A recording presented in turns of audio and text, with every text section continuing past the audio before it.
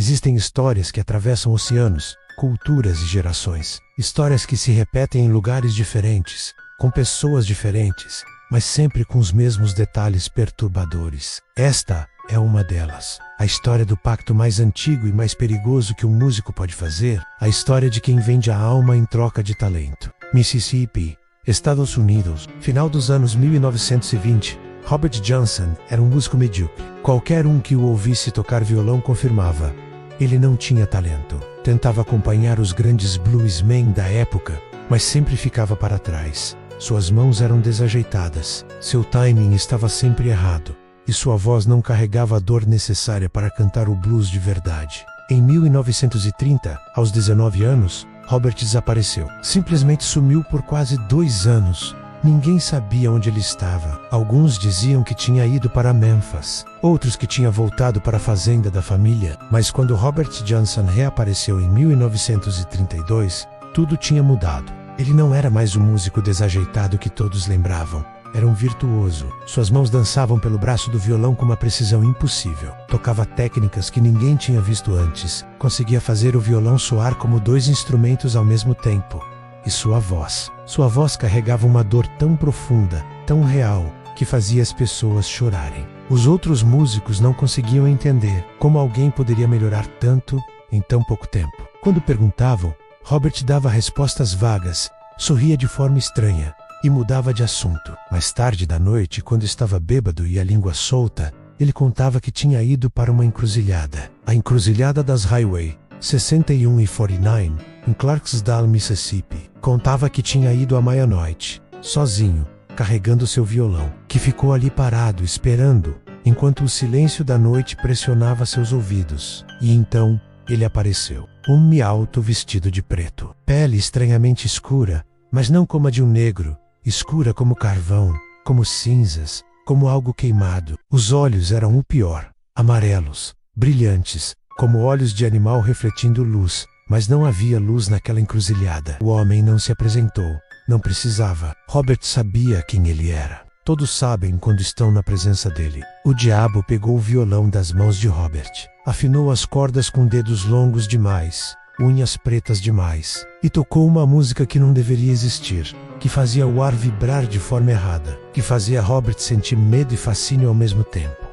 Quando terminou, o diabo devolveu o violão, mas não antes de segurar a mão de Robert com força, uma força que queimava, que marcava a pele como ferro em brasa, e sussurrou: 7 anos. Você tem 7 anos. Robert Johnson se tornou uma lenda do blues. Gravou 29 músicas que mudaram a música americana para sempre. Influenciou gerações de músicos. Mas em 16 de agosto de 1938, exatamente 7 anos e alguns meses depois do pacto, Robert Johnson morreu. Oficialmente, foi envenenamento. Whisky envenenado dado por um marido ciumento. Mas as testemunhas contam outra história. Dizem que Robert passou 3 dias agonizando, gritando coisas incompreensíveis, dizendo que o cachorro negro tinha vindo buscá-lo. Dizem que na noite de sua morte, um cheiro forte de enxofre tomou conta do quarto. Dizem que ele morreu com os olhos arregalados, olhando para algo que só ele podia ver, e com a mão direita, menos a que tocava o violão,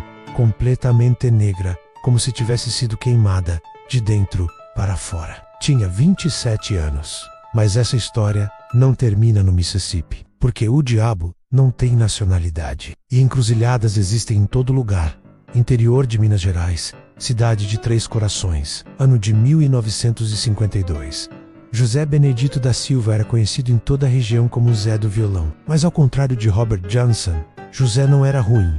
Ele simplesmente não era excepcional. Tocava em festas de casamento, quermesses de igreja, aniversários. Ganhava o suficiente para sobreviver, mas sonhava com mais. Sonhava em tocar nas rádios de Belo Horizonte e de São Paulo. Sonhava com fama. Em março de 1952, José participou de um concurso de música em Varginha. Ficou em último lugar. Os jurados foram cruéis em seus comentários. Técnica medíocre, sem originalidade, melhor procurar outro ofício. José voltou para Três Corações humilhado, destruído, sentindo que tinha perdido sua última chance. Na noite de 31 de março, uma terça-feira de lua nova, José saiu de casa, carregando seu violão. Disse para a esposa, Dona Maria, que ia dar uma volta para clarear a cabeça. Ela notou algo estranho nos olhos dele, uma determinação que beirava o desespero. Mas não perguntou, apenas pediu que voltasse logo. José não voltou naquela noite, nem na seguinte. Dona Maria procurou pela cidade inteira, perguntou aos vizinhos, foi até a delegacia. Ninguém tinha visto José, ele tinha simplesmente desaparecido. 3 dias depois, José reapareceu. Estava parado na porta de casa ao amanhecer, sujo do Tera, roupas rasgadas, mas com o violão intacto nas mãos. Dona Maria correu para abraçá-lo, mas parou ao sentir o cheiro, um cheiro forte, químico, que ardia no nariz, como enxofre queimando. Onde você estava? Eu procurei por você em todo canto. José não respondeu, apenas entrou em casa, foi direto para o quarto e dormiu por 20 horas seguidas. Quando acordou estava diferente. Dona Maria percebeu imediatamente.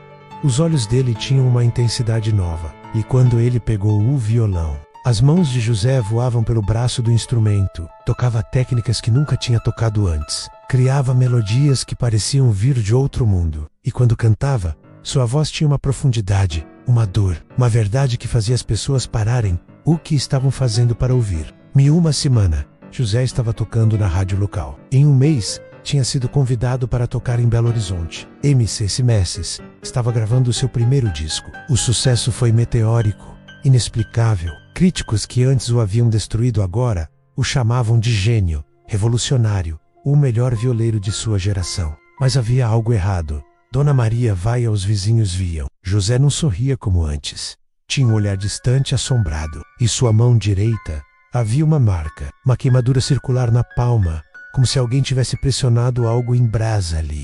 Ele sempre tentava esconder, usando luvas quando possível, mas de noite, quando achava que ninguém estava olhando, ela via ele olhando para a marca com uma mistura de fascínio e terror. José começou a beber, muito, especialmente quando se aproximava de encruzilhadas. Dona Maria percebeu que ele desviava o caminho sempre que podia, evitando passar por lugares onde estradas se cruzavam. E nas noites de lua nova, ele não dormia. Ficava acordado, sentado na varanda via Lau no colo, tocando a mesma melodia obsessivamente. Uma música que ela nunca tinha ouvido antes. Uma música que fazia seu coração apertar de angústia. Em 1956, um repórter do jornal Estado de Minas veio entrevistar José. O artigo, publicado em 14 de julho de 1956, ainda existe nos arquivos. No final da entrevista, quando as câmeras já estavam desligadas, o repórter perguntou: Seu José, como você explica essa transformação tão radical no seu talento? É inspiração divina? José teria rido, uma risada amarga, sem alegria, e respondido: Divina não, moço. Bem longe disso. Mas todo talento tem um preço. E eu paguei o meu. Quando pressionado a explicar, José balançou a cabeça e se recusou a continuar. Mas suas mãos tremiam, e o repórter jurou depois que viu lágrimas nos olhos do violeiro. Em 2 de abril de 1959, exatamente 7 anos após seu desaparecimento, José Benedito da Silva foi encontrado morto em sua casa em Três Corações. Oficialmente, foi ataque cardíaco. Tinha apenas 34 anos, era saudável, nunca tinha tido problemas de coração. Mas a necrópsia revelou algo que os médicos não conseguiram explicar. A mão direita de José, a que tocava o violão, estava completamente negra, não por hematoma ou trauma. A carne literalmente tinha escurecido, como se tivesse sido carbonizada de dentro para fora. E mesmo dias após a morte, o corpo exalava um cheiro forte de enxofre. Dona Maria encontrou uma carta escondida embaixo do colchão, escrita com letra trêmula. Dizia apenas: Maria, me perdoe. Eu achei que valia a pena. Achei que 7 anos de glória compensariam uma eternidade do que vem depois. Eu estava errado.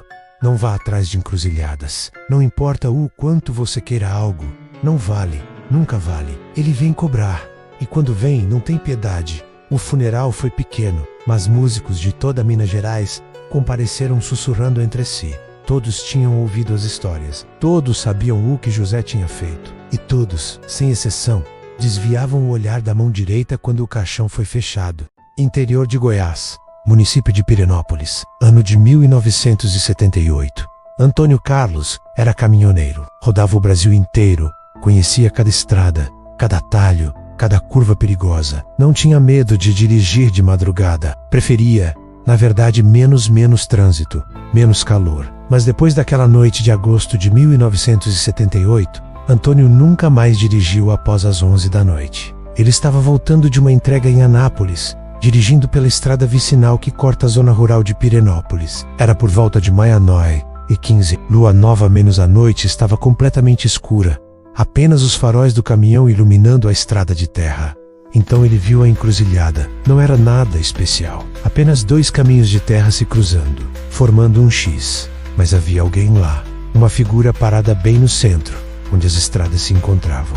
Antônio diminuiu a velocidade, pensando que fosse alguém precisando de ajuda. Mas conforme se aproximava, algo nele gritou para continuar dirigindo. Um instinto primitivo, um alarme no fundo da mente que dizia: não pare, não olhe, continue dirigindo. Mas ele olhou. A figura era um homem jovem, talvez 20 e poucos anos, segurando um violão. Estava ajoelhado no chão, violão no colo, cabeça baixa, e estava cantando. Antônio não conseguia ouvir as palavras direito através da janela do caminhão, mas a melodia era estranha, menos fora de tom, discordante, como se as notas não devessem ser tocadas juntas. Antônio parou o caminhão a uns 50 metros de distância, sem saber bem porquê. Alguma coisa o fazia querer ver o que ia acontecer.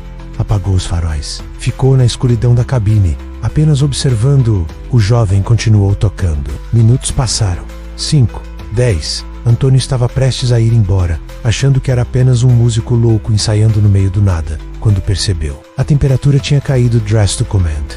Ele podia ver sua própria respiração condensando dentro da cabine, mesmo estando no meio do Cerrado Goiano, em pleno agosto. E então algo apareceu. Antônio nunca conseguiu descrever direito o que viu. Ele tentou, anos depois, contar para um padre Parahan médico, para qualquer um que ouvisse, mas as palavras sempre falhavam. Porque como você descreve algo que não deveria existir? Era uma figura humanoide, mas errada. Alta demais, magra demais. Os membros eram desproporcionais, longos, se movendo de forma que desafiava as articulações humanas. E estava escura, não negra como pele, mas escura como a ausência de luz, como se fosse um buraco na realidade. A figura simplesmente estava ali. Não caminhou até a encruzilhada.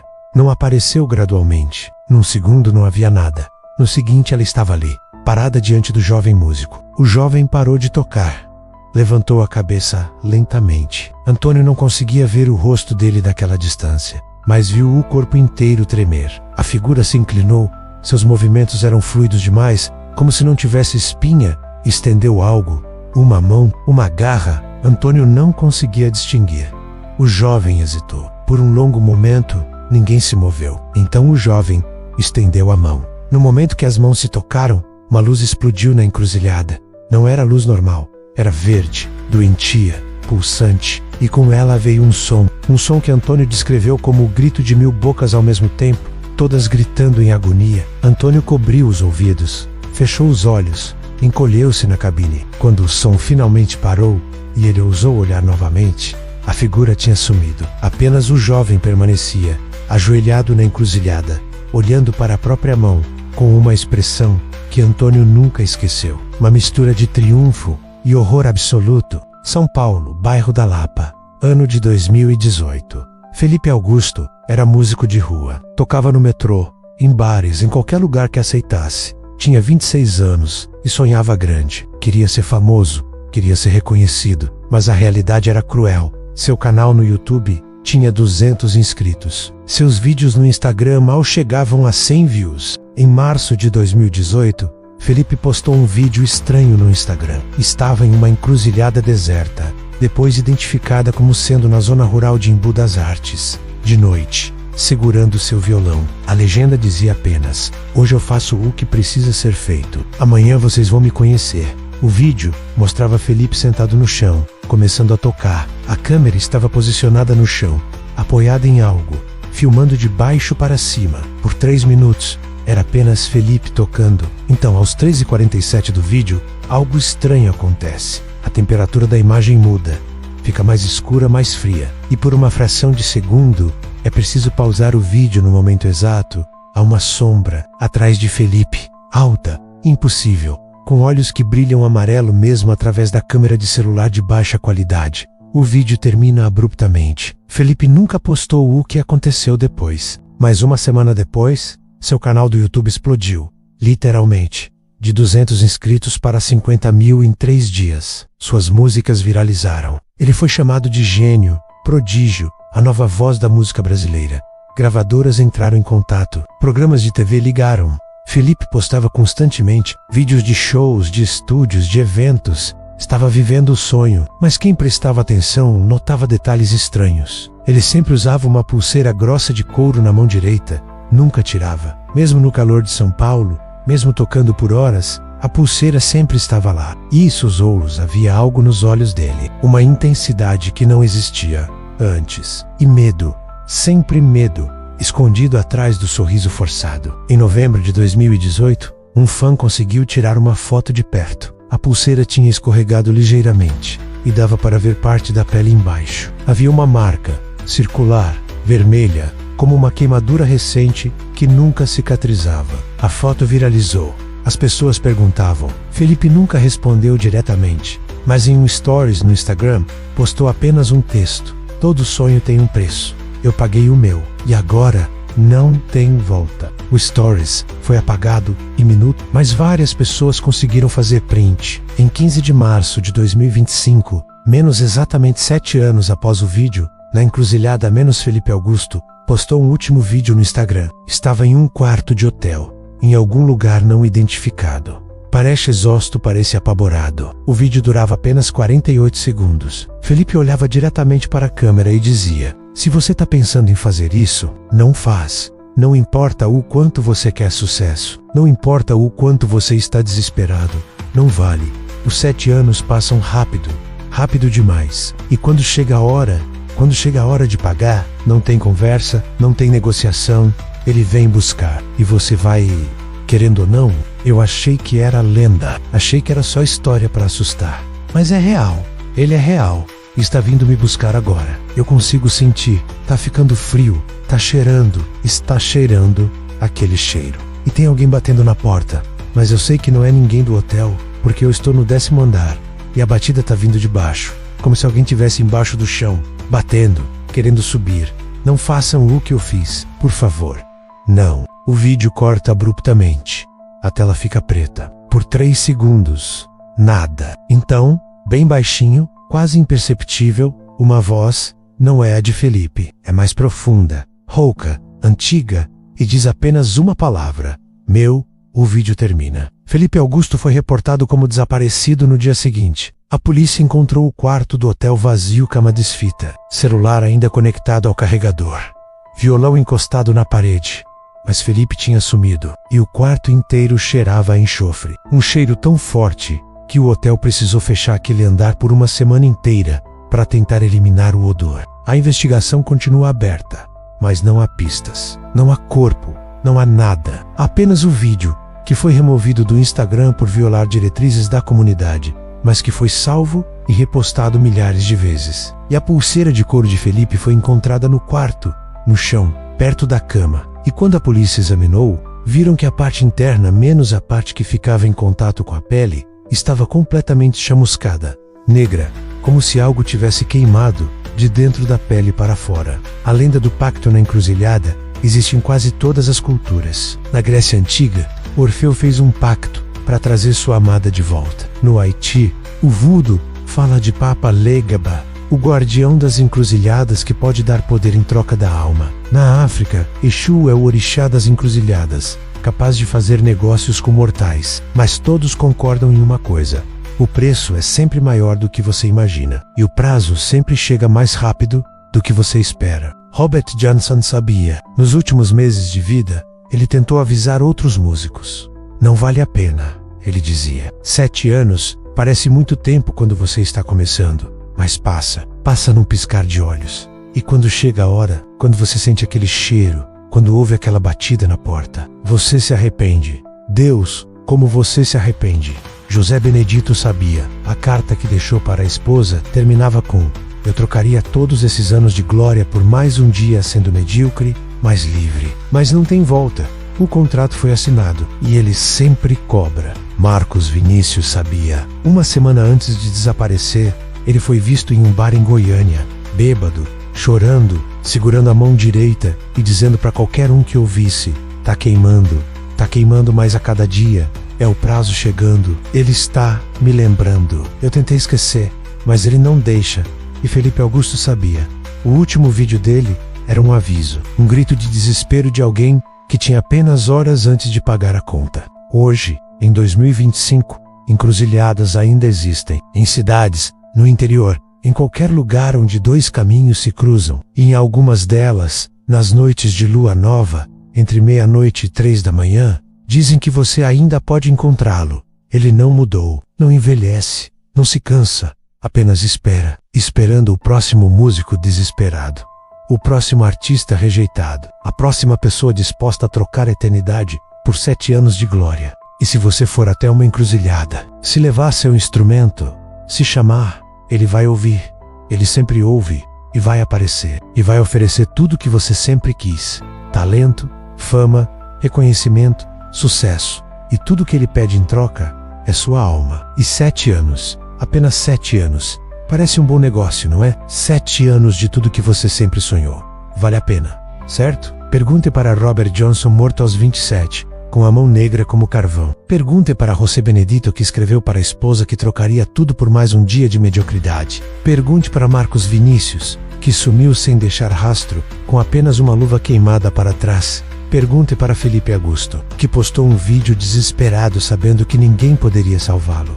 Ou melhor, não pergunte, porque eles não podem mais responder. E se você está pensando em ir até uma encruzilhada, em tentar a sorte, em fazer o pacto, lembre-se: 7 anos passam rápido, mais rápido do que você imagina. E quando chegam ao fim, quando chega a meia-noite do último dia, quando você sente aquele frio antinatural, quando o cheiro de enxofre começa a tomar conta do ar, quando ouve a batida na porta, já é tarde demais. O contrato foi assinado, e o diabo sempre cobra. Esta história é baseada na lenda real do pacto na encruzilhada, documentada em diversas culturas. Robert Johnson foi uma pessoa real, músico de blues que morreu em 1938, aos 27 anos, em circunstâncias misteriosas. Relatos de músicos brasileiros fazendo pactos similares existem em registros de jornais do interior de Minas Gerais e Goiás, nas décadas de 1950 a 1980. O caso de Felipe Augusto